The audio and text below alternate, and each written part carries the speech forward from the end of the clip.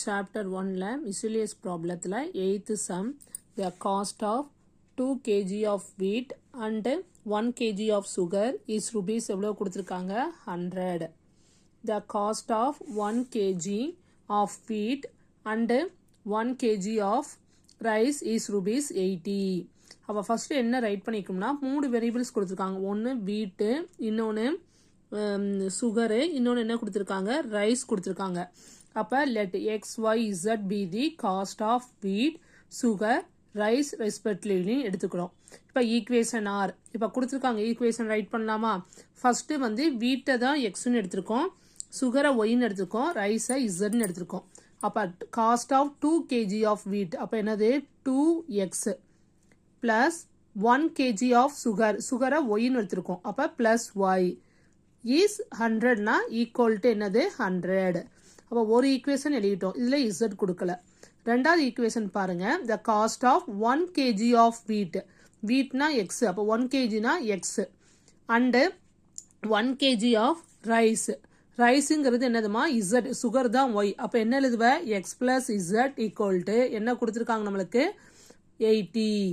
அப்போ equal to 18 right பண்ணியாச்சு. அடுத்த ஈக்குவேஷன் பாருங்க, காஸ்ட் ஆஃப் 3 kg ஆஃப் வீட், அப்போல்லாம் என்னது 3x, 2 kg of sugar அப்ப plus 2y and 1 kg of rice அப்ப plus z equal to 220.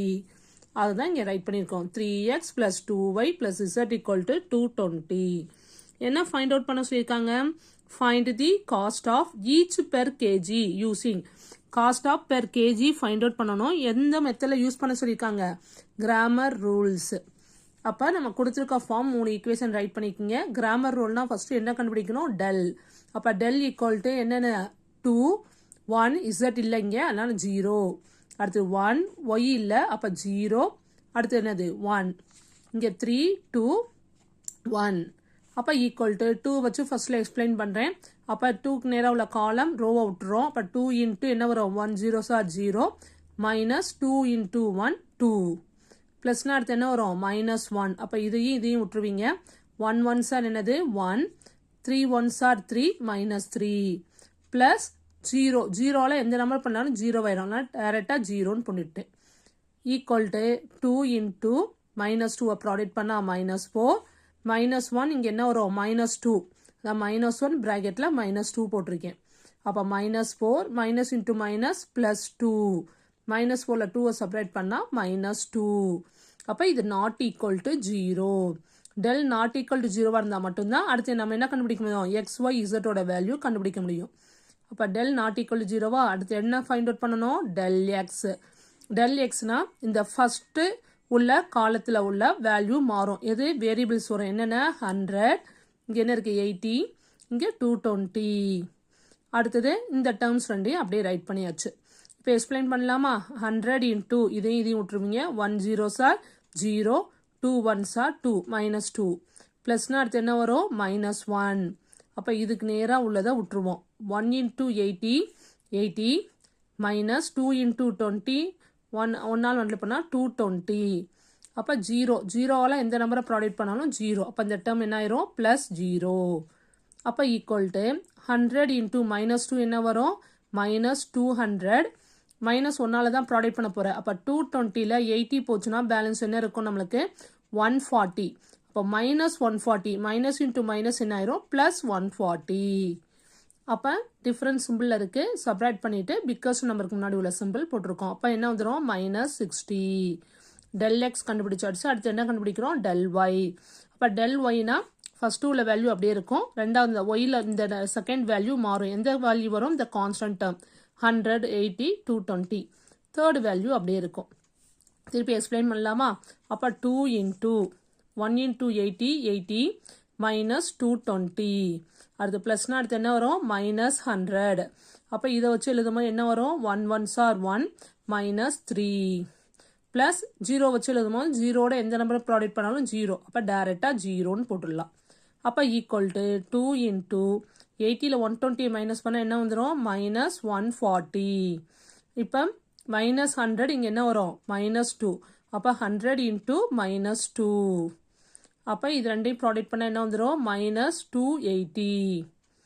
plus minus into minus plus 100 into 2 200. இது ரெண்டையும் சப்ராக்ட் பண்ண என்ன கிடைக்கும் minus 80. அப்போ del y ஓட வேல்யூ என்னது minus 80.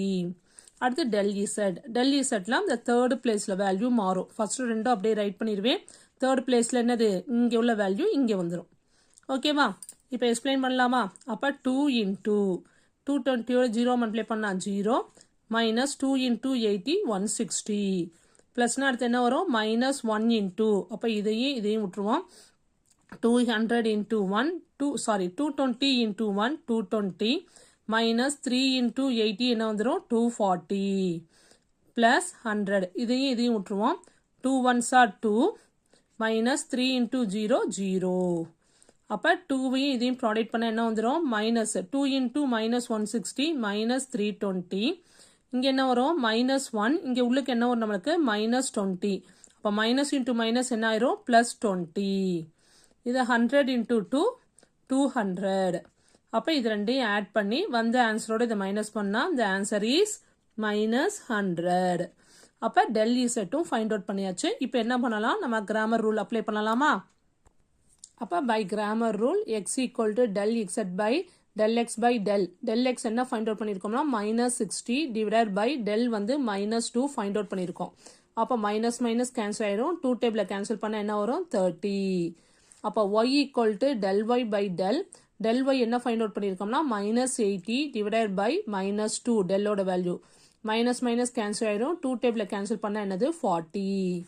அப்போ z equal to del z by del equal to del z என்ன ஃபைண்ட் அவுட் பண்ணியிருக்கோம் minus 100 divided by டெல்லோட value minus 2 minus minus cancel ஆயிரும். 2 டேபிளில் கேன்சல் பண்ண என்னது 50. அப்போ therefore cost of 1 kg of wheat sugar and என்னது ரைஸ் என்ன கண்டுபிடிச்சிருக்கோம் எக்ஸுக்கு 30 rupees and என்னது 40 rupees and 50 rupees respectively. Okay புரிஞ்சதா? Okay friends, by.